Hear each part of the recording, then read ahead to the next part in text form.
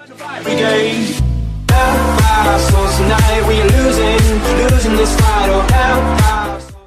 what's up guys? Welcome back to another video, second video of the day. So today, on this video, as you can tell by the title, I'm going to be basically showing you guys how to read aeronautical charts.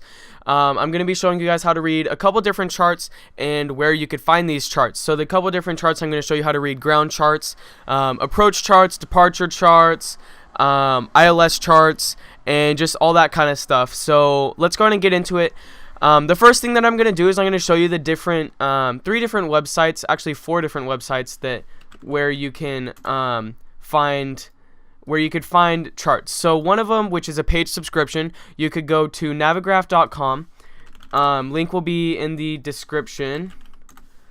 Link will be in the description for all these. So basically what this is it has FMS data. So basically you could keep your FMS up to date. And so if you get a nav data out of date error on your FMC, that's basically, this will fix that. And then you also have charts. So this is a paid subscription. I think it's around €7 a month for both of them. So it's actually a really good price for it. So yeah, go to that and get that. This is what I use when I fly.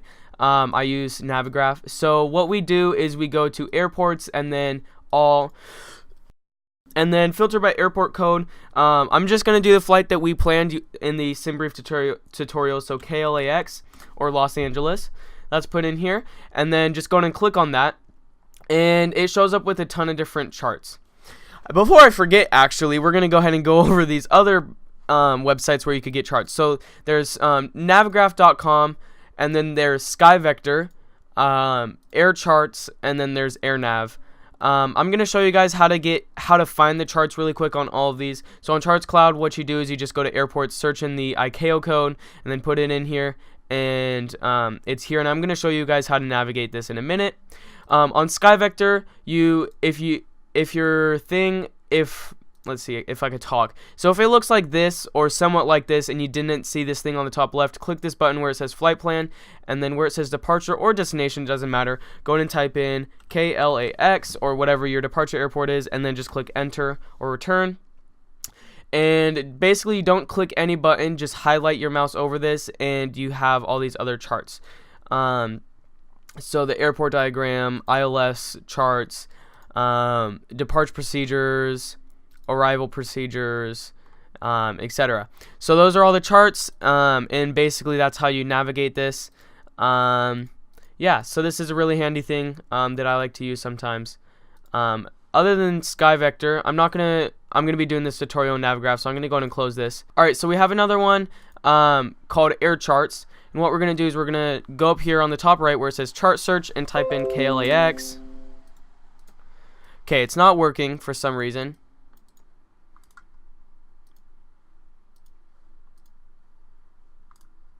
That really doesn't make sense. What you could do, I guess, is just scroll down, find your airport. We're doing Los Angeles, so click right there, Los Angeles. Nope, it doesn't want to work. Okay, I don't really use air charts. I've just heard of it, and I know that it works sometimes. So if you want to use air charts, you could use air charts. Then we have airnav.com, and you basically just type in the identifier name or city. So I'm going to type in KLAX, and it gives you this. And if you scroll down, you have all the charts right here. So you have all the stars, all the instrument approach procedures, departure procedures, and then I think on the top is the ground chart over here on the right. It's right here. So if we click download PDF, and then it is, once it loads, it's going to be right here. Yep. Okay, so that's AirNav. But I'm going to be doing this tutorial on Navigraph just because I love Navigraph and it's an amazing subscription service. So we're going to start on the ground, and then we're going to go to departure, and then we're going to move to San Francisco, and I'm going to show you the approach SIDS and how to read that. So what we're going to do is we're going to go to taxi. There's a ton of different charts that you could use, taxi routes. Then there's airport information, which is the airport chart, and there's a ton of different stuff. The only thing we care about really is the airport info, and then parking bays and coordinates or parking bays. Basically, Parking bays is exactly what it sounds like. It tells you where the gates are, and what the numbers are for where they are, and what the terminal looks like. And then the airport info is basically the ground chart with all the taxiways and stuff like that. So I'm going to basically just go over this chart really quick and just show you the different information that is on this chart, and how it can help you. So if we go up here to the top left, Los Angeles clearance is on 120.35, ground 121.4, 121.65, or 121.75, tower 133.9 or 120.95, all that good stuff. All your frequencies are going to be right there. It says be set, so it has all this information, stuff that you can't do, can and cannot do. And then if we look actually on the chart, we have 6 left and then 6 right, and 7 left and 7 right, and basically this thing right below where it has this 6 left and 6 right, that's the heading that the runway is. So the runway heading for 6 left is 71 degrees, or 71 degrees. And same thing on the other side, it's gonna say the same thing, 251, so it's 251 degrees is the heading. And then right here in the middle of the runway, on every single runway, above every single runway, there's a 4-digit number or 5-digit number depending on how long the runway is.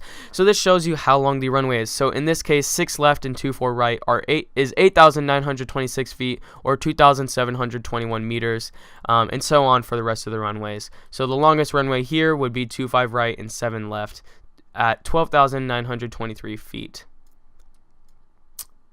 Okay, so other than that, ATC non-viz areas, so basically where the control tower, which is right here, cannot see you, everywhere where it's like slashed or whatever.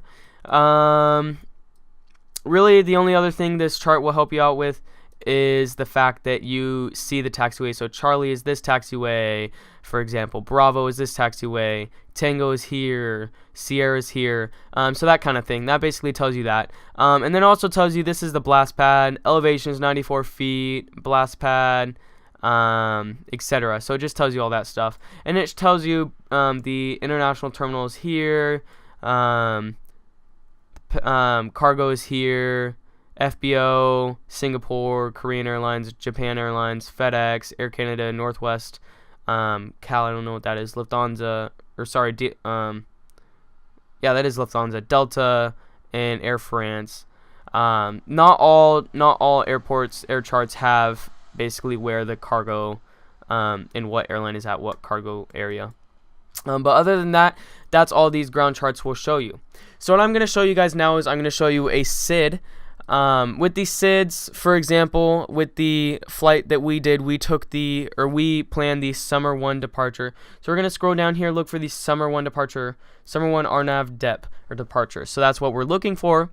So we're going to go ahead and enter that in, and we're going to look at this, and I'm going to show you what this SID basically is and what it is, and how to read it. So what I'm going to show you is I'm going to show you what's on this SID and how to read it. So starting at the top here, SoCal departure shows you the different frequencies for the departure frequencies. Airport elevation is at 128 feet. Transition level is flight level 180. Transition altitude is 18,000 feet. Radar required, and it tells you these transitions. You're required to have DME, DME/IRU, or GPS. RNAV 1, turbojet aircraft only. D&T and FICI transitions are GPS only. And then we come down here to the actual chart and basically where it takes us. So for example, let's just say we were taking off 25 right, which is right here going this direction. So the heading is 251 after departure, and then it wants us to climb to 640 feet, and then HIPPR at or below 3,000 feet, on a heading, in this case from 25 right. We're going to be on a heading of 252 degrees to EVOS, and that distance is 2.1 miles from HIPPR to EVOS. And then from EVOS to McGee, it's 6.4 miles in a heading 252. And then from McGee to DARC, it's going to be heading 258, and 10.2 miles. And then from dark to summer, it's 9.2 miles and a heading of 260. And then it also says EVOS at or below 5,000 feet, dark at or below 12,000 feet. Summer doesn't have any altitude restrictions. And then if we keep going, let's just say we took the stoked transition here. So we're gonna I'm just gonna show you guys up to stoked. So in this case, from summer to Olaf, it's gonna be heading 290 and it's 10 miles. And then if you look right here, it says 8,000. So that means we need to be above 8,000 feet to clear the terrain. If we are below 8,000 feet, then we're gonna run into the terrain. So that's basically just safety precautions. Be above 8,000 feet by here. And then if we keep going from Olaf to Risen, it's 29.6 miles. We need to be at 12,000 feet to clear the terrain. And it goes to Risen, and it's a heading of 312. From Risen to Splint, we're going to be on a heading of 303. It's 58 miles and no lower than 12,000 feet. And then at Splint, if we need to, there's going to be a published hold. So if we're told to hold, we'd hold at Splint. Basically, it's a 10 nautical mile hold for turns. And so the first heading is 303, and then you turn to heading 123, and then continue turn to 303. Just continue that for however long you need to.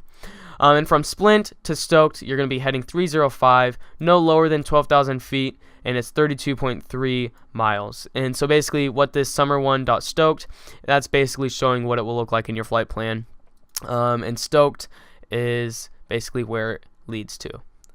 So in Adjust, that's how you read these flight plans. So if you basically, just a brief overview is 290 and then the degree logo or symbol, that's the heading that it's going to be from the waypoint you're leaving to the waypoint you're going to.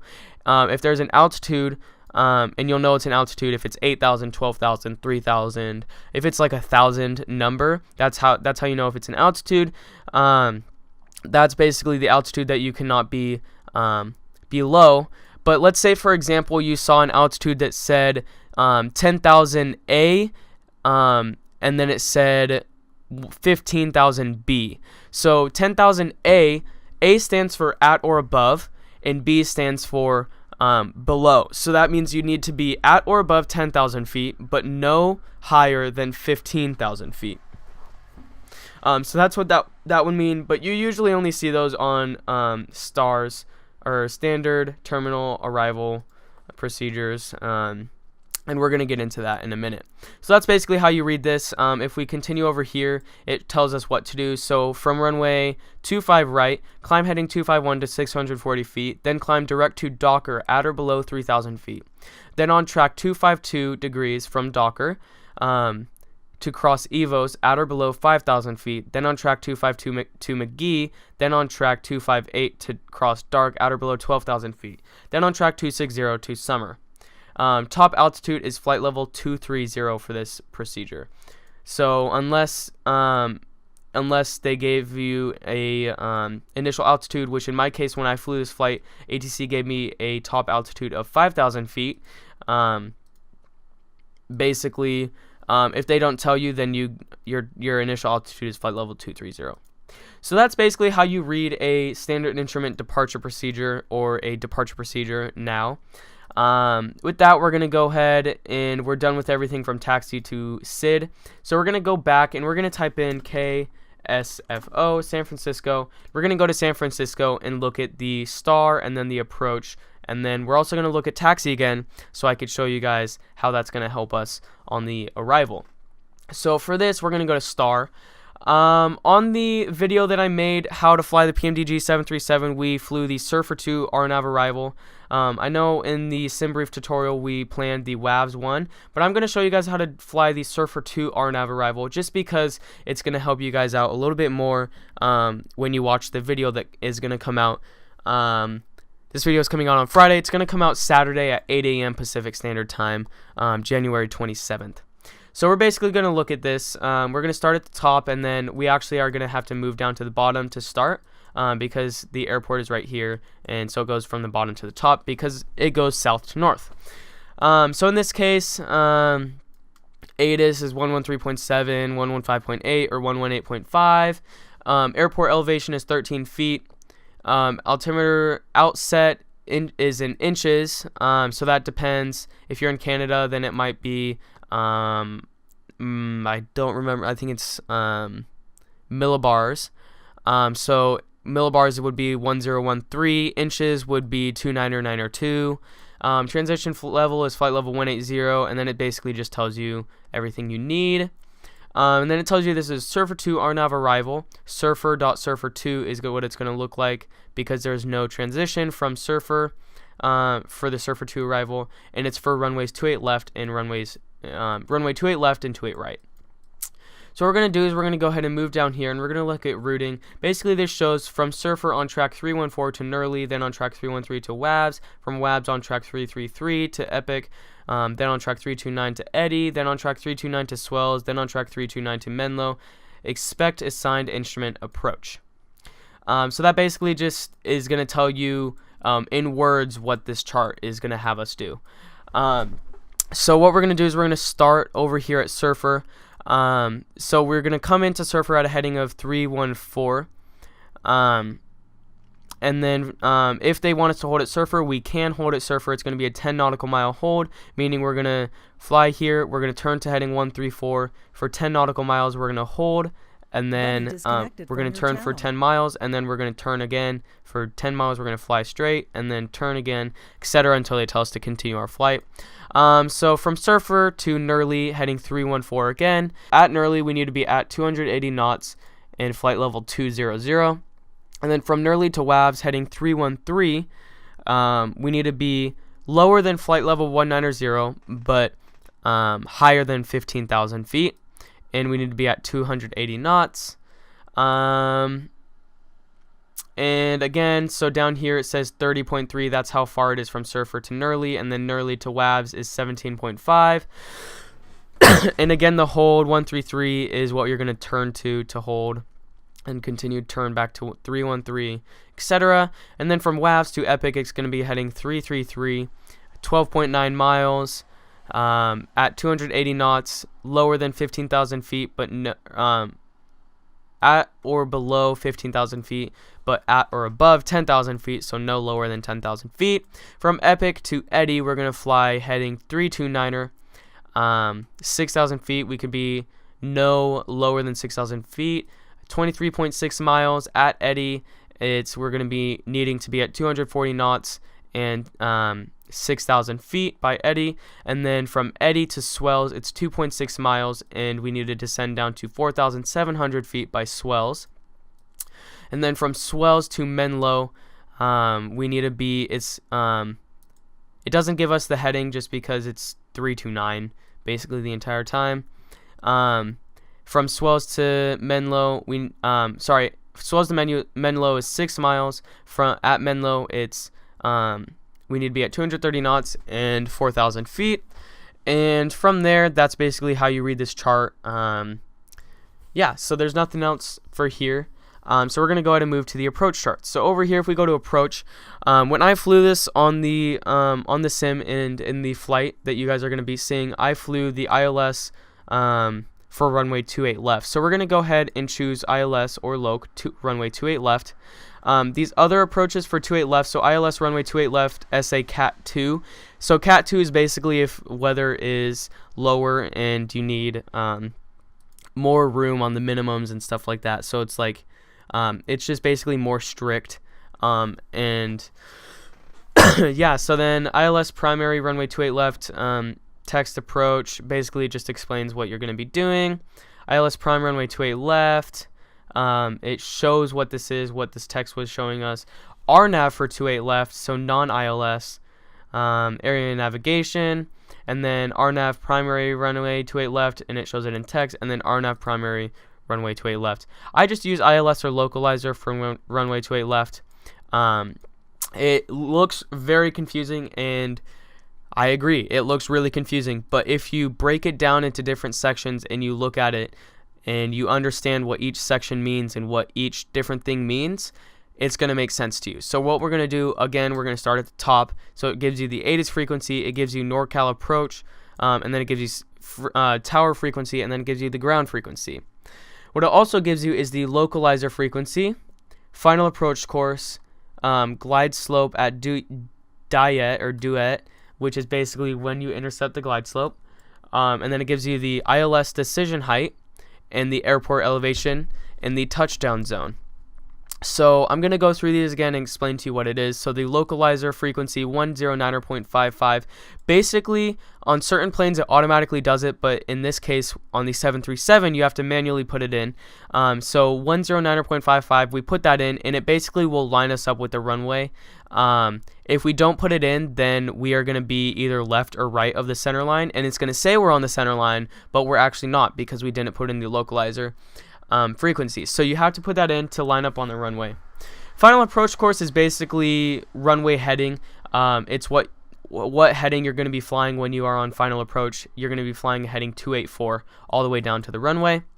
Glide slope at duet is basically 1,800 feet, which is when you're going to intercept the glide slope. So from here, DVEC to Ponk, you're going to be at 7,000 feet by DVEC, but at Ponk you need to descend down to 6,000 feet, and then to 5,000 and 4,000, 3,100, then down to 1,800, and at 1,800 in duet is where you intercept the glide path. So all these are going to be manually entering in just 1,000 feet difference and then 900 feet difference, but then here you descend down to 1,800, and then that's how that works. And then ILS or decision height 213 feet. That's basically telling you that when you're at 213 feet, you're going to decide if you need to go around or if you're going to land. The elevation is in parentheses next to it is how many feet above ground level. So 200 feet above ground level. So if you do the math, 200 plus 13 is 213 feet. So that's what that means. And then let's see. Basically this altimeter set is in inches, not millibars. Transition levels, flight level 180. Transition altitude is 18,000 feet. And then it tells you all this information that you need. It kind of doesn't really matter, but if you read it, DME required, that's a type of equipment that you have on board your plane. None of this it's really not that important. Basically it tells you the frequency for Oakland, just in case you have to go to Oakland, and it gives you radials from these different waypoints to Oakland, what the waypoint is. San Francisco gives you the frequency. I'm not 100% sure what that frequency is for. Sorry, that's the ILS, or that's the ADD-ONS frequency. So if you need to get the ADD-ONS, that's what frequency you would go to. So along with up here, it also gives us the ILS DME down here. So the ILS frequency is right here, and then the final approach fix or final approach course is right here. So that tells you right there. And then if we look right here, San Jose gives us the airport and the ADD-ONS. Woodside, it gives us the airport and the ADD-ONS. And it also gives us some elevation warnings just in case we need it. So 500 feet is right here, 1,000 feet is this oranger one, this darkest one is 2,000 feet, etc. So if we are at Faith, let's just say we're at Faith. We're going to DVEC, heading 281, 7,000 feet, 4 miles to DVEC. DVEC to Ponk, again heading 284. We're on heading 284 now for final approach fix. So we go DVEC to Ponk, and then Ponk to Wetor to Rockme, Rockme to Heman, and then Heman to Duet, and then you intercept the glide slope, and then you go Duet to Nepik, and then Nepik to the runway. And then right here you see a little cell tower, 217 feet, and then 203 feet. That basically just tells you if you're going to be right there, which you're going to be flying over that, you need to be aware that there's something 200 feet above that.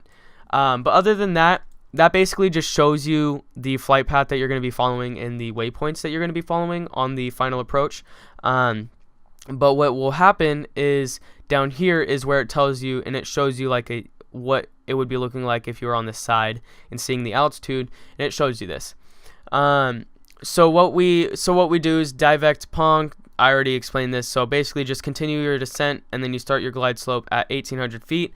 And in the video, I'm going to show you how to intercept the glide path and intercept the localizer. It's basically just a button you push. It either says LOC or VOR LOC on the 737, and then it says GS.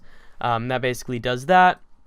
It tells you ground speed, what your ground speed should be, or whatever.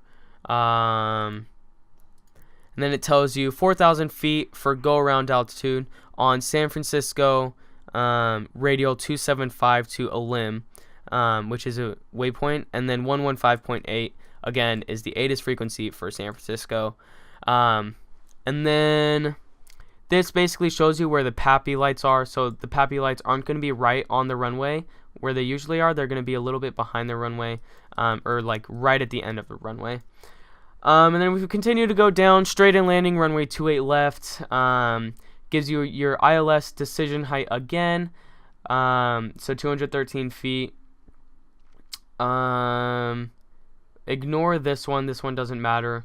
And then if you have localizer, if you only have localizer, so you only get aligned with the runway, but the glide slope for the runway is out. This would never happen in VATSIM just because it's a simulator, but in the real world, this might happen where the glide slope is out, so you have to fly it in by yourself by looking at the PAPI lights. Make sure you have 2 reds and 2 whites. If you have more whites than reds, then you're too high. If you have more reds than whites, then you're too low. Basically, this is going to be your decision height. For that, in MDA, depends if you on your plane, there's a switch that says either MDA or DA, and basically that's what you would put in there. So if it says MDA, then switch it to MDA. If it says DA, then switch it to DA, and then put it in there. And then this doesn't matter anything down here. It probably does, but I don't use it, so I'm not going to say that you need it. And everything else is good. So missed approach. Missed approach requires a minimum climb of 325 feet per nautical mile to 2,100 feet to clear terrain. So other than that, that's basically how you read the final approach chart. So what we're going to do now is we're going to go back to taxi charts, and we're going to look at the airport info. And I'm basically going to show you how this can help you on your approach, setting up for approach, etc. So let's say, again, heading 284 for the runway, runway 28 left, heading is 284, so that's good. That's our final approach course. That's what we need to know, but you could also look at the approach charts for that. 11,381 feet, that's how long the runway is. That helps me decide how much auto brake, the power of auto brake that I'm going to need to use, and the basically power of reverse thrusters. So if I'm going to use auto reverse thrusters, full reverse thrusters, or what kind of reverse thrusters I'm going to use. Some pilots know, I honestly have no clue how fast the plane lands and stops. So basically, some pilots who are really professional know how fast they could stop the aircraft with whatever certain brakes they're going to be using and reverse thrusters. So they will be looking at this chart and they'll decide, okay, we're going to exit on Echo, or okay, we're going to exit on Tango, and then from there we're going to taxi here.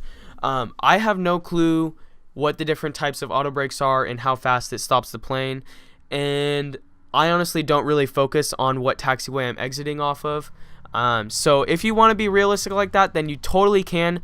By all means do that. That's awesome. I would love to do that, but it's just not something I focus on. I really just exit off the runway whenever I can, and then when I get off the runway, I just call up to ground, or I just continue my taxi, and I'd say, hey, we're exit off 28 left. To the left, or whatever, request taxi to the terminal, something like that. So that's basically all I need to know, and then they'll give me taxi instructions. All right, taxi to the terminal via Bravo, or taxi to the terminal via Alpha, whatever. Another thing that would be helpful is right here, elevation is 13 feet at the end of the runway, so that kind of helps on the arrival, and again, frequencies.